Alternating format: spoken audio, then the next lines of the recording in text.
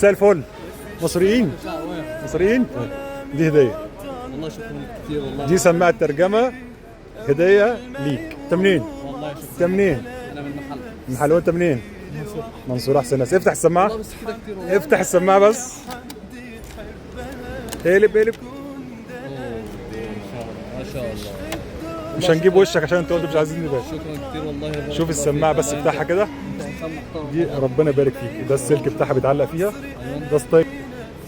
شكرا. وفرصه سعيده واتشرفت بيكم. شرفنا بيك والله. ايه الرساله اللي تقدمها لاصحابك المصريين او للشباب المصريين الجديد يا هنا؟ ريت الناس يبقى عندها رحمه ببعض ويحبوا بعض بس كده.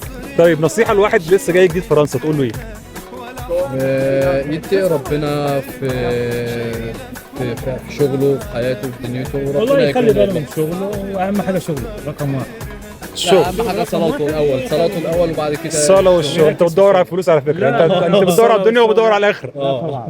المهم ربنا يصلحكم يا شباب. الله في كل حاجه. والف مبروك. استنى عشان بس اصور البتاع ده. الف مبروك. يلا سلام. باي باي.